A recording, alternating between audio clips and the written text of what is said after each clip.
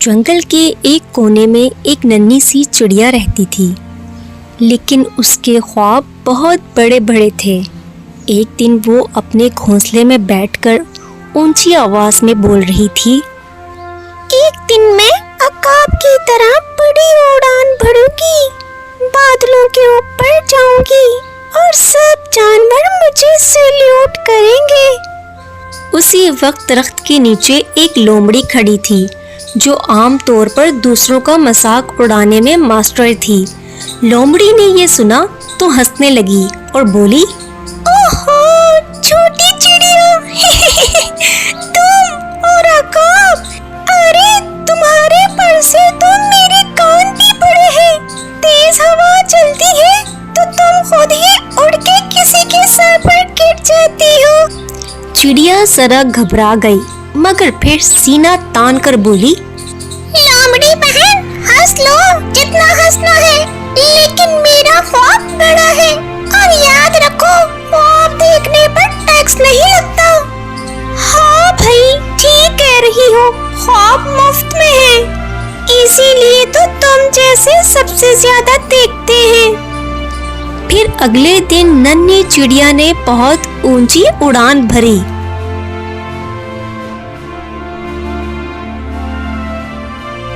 और लोमड़ी के पास आकर बैठी और बोली, लोमड़ी बहन तुमने देखा नहीं आज मैंने कितनी ऊंची उड़ान भरी है।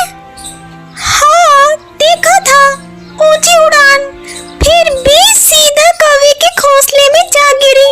वो बेचारा 3 दिन तक सदमे में रहा। क्यों लोमड़ी बहन, वो गलती से हुआ था, तुम भी ना।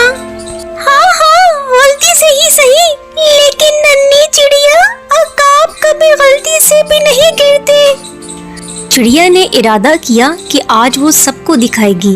वो ऊंची उड़ने लगी, लेकिन जैसे ही वो 2 फीट ऊपर गई, तेज हवा चली और वो सीधा गुलहरी के सर पर जा गिरी।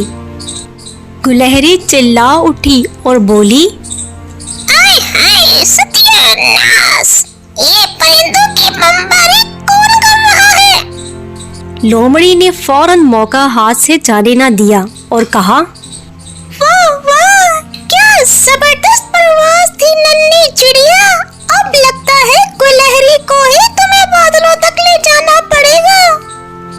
अरे तुम सब मेरा मजाक उड़ाओ, लेकिन एक दिन मैं सबको हैरान कर दूंगी।